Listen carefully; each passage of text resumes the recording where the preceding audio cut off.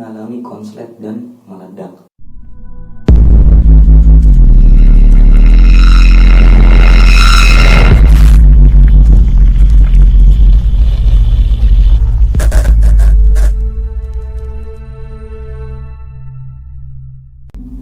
Halo teman-teman, selamat datang di video ini. Video kali ini akan membahas tentang 5 teori konspirasi tentang hilangnya pesawat MH370.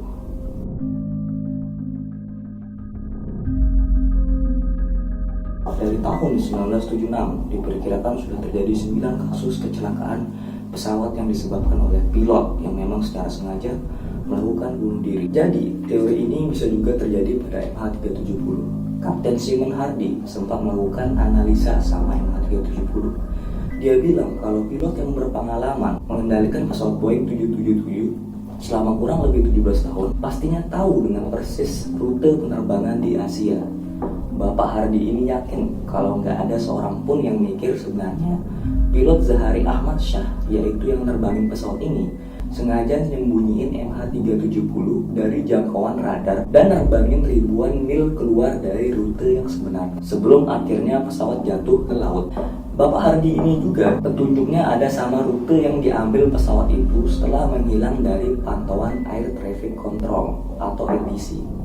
Pesawat tersebut berbalik sendiri dan terbang di sepanjang perbatasan Malaysia dan Thailand. Kemudian terbang keluar masuk kedua negara itu sebanyak 8 kali. Jadi ini bukan merupakan sebuah kebetulan, tapi memang penerbangan yang sudah direncanakan untuk jatuh. Selain itu, ATC yang ada di kedua negara tersebut mungkin sama-sama mikir kalau MH370 sedang ada di luar wilayah kuasa mereka. Makanya mereka nggak merhatiin kejadian MH370 ini. Namun teori bunuh diri Bapak Hardy ini dibantah sama Sylvia Spurwickley yang merupakan seorang aviation writer atau semacam pembuat berita tentang penerbang. Menurutnya, yang terjadi sama MH370 bukan merupakan upaya bunuh diri seperti yang ramai diberitakan dan menjadi kontroversial. Jika MH370 memang secara sengaja bunuh diri, seharusnya hal ini dilakukan secara cepat. Caranya cukup dengan mengarahkan pesawat ke tanah dan kemudian menabrakannya, bukan kayak yang dilakukan MH370 yang masih melakukan penerbangan dalam jangka waktu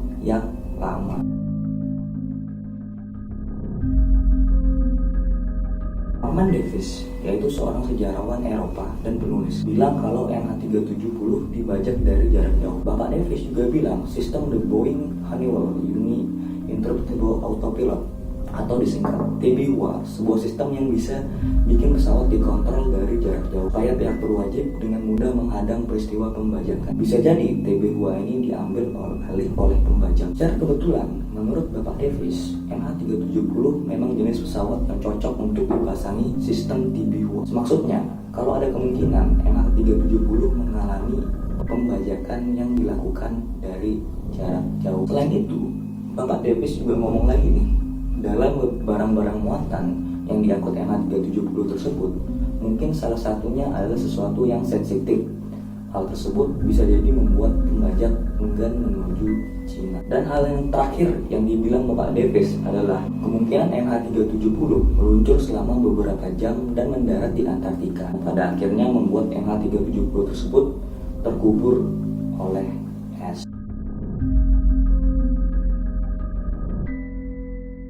Sebuah fakta menyebutkan bahwa MH370 membawa muatan barang berupa baterai lithium. The Lithium Battery Guidance, dokumen yang dikeluarkan oleh International Airport Association, mengidentifikasi kalau jenis baterai tersebut adalah jenis baterai yang sama seperti digunakan oleh baterai powerbank dan handphone. Hal ini memunculkan teori kalau MH370 bisa jadi mengalami kebakaran di bagian penyimpanan muatan yang disebabkan oleh ledakan dari muatan baterai lithium. Karena baterai ini diketahui sangat mudah mengalami konslet dan meledak. Akhirnya, yang membuat pilot terpaksa mengalihkan penerbangan ke arah barat, mencari bandara terdekat untuk mendarat. Tapi teori ini dengan cepat dibantah sama para ahli keamanan penerbangan dan bilang bahwa Boeing 777 memiliki sistem penekanan di bagian tempat penyimpanan muatan barang yang akan aktif secara otomatis jika di bagian tersebut muncul kobaran api secara tiba-tiba. Sedangkan para ahli lain berpendapat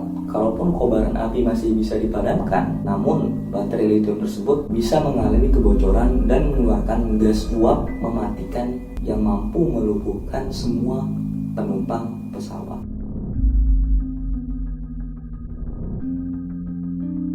Sebuah orang Rusia yang bernama Moskovsky Komsomolets mengklaim mendapatkan informasi dari FSB yang merupakan sebuah agensi intelijen Rusia atau dinas keamanan kalau di sini, bilang MH370 dibajak sama sekelompok teroris yang tidak diketahui identitasnya, dan salah satu teroris yang juga bernama Hitch memberikan instruksi kepada pilot untuk menerbangkan MH370 menuju Afghanistan, sebuah lokasi yang tidak jauh dari Kandahar dan dekat dengan perbatasan Pakistan, atau tepatnya bagian selatan Afghanistan, di mana kemudian awak pesawat dan para penumpang dijadikan sandera. Selain itu, mereka ini juga mengklaim bahwa para penumpang dibagi menjadi 7 grup dan tinggal di gubuk yang terbuat dari tanah liat dan tanpa makanan. 20 orang penumpang Asia yang dianggap memiliki keahlian khusus juga dikabarkan disusup ke sebuah bunker di Pakistan. Dan menurut agensi intelijen Rusia tersebut, para teroris itu kemungkinan bermaksud untuk melakukan penawaran terhadap pemerintah Amerika ataupun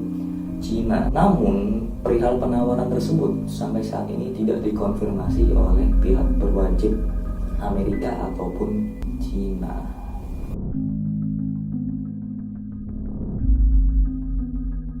Salah satu teori yang paling banyak dibicarakan salah satunya adalah MH370 ditangkap sama militer Amerika dan dipaksa terbang menuju salah satu basis mereka di sebuah tempat yang dinamakan Diego Garcia, yang lokasinya berada di The British Indian Ocean Territory atau yang disingkat BIAT.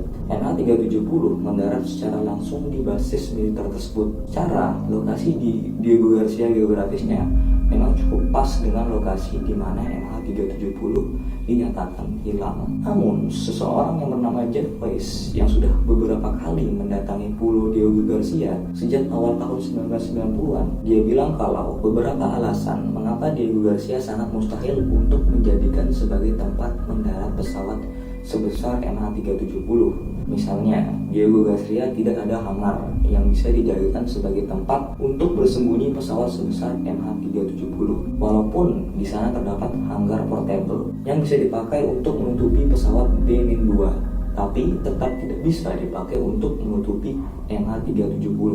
Selain itu, jumlah populasi di sana sekitar 2-3 ribu penduduk. Jadi mustahil rasanya jika penumpang MH370 mendarat tanpa bisa diketahui. Belum lagi persoalan bea cukai dan imigrasi yang ditanggapi secara serius. Dan berdasarkan pengalaman Bapak Weiss ini, dia ngaku kalau inspeksi bea cukai di Diego Garcia merupakan yang paling ketat menurutnya. Bapak Weiss juga bilang kalau hal yang sangat tidak mungkin jika sesuatu yang sangat besar mampu menyelinap tanpa adanya koordinasi dari pihak BIAT itu sendiri. Kalaupun sebuah kelompok teroris mampu menyelinap, Bapak Weiss yakin ada semacam persetujuan diplomatik yang dilakukan sebelum kelompok teroris berani menginjakan kaki di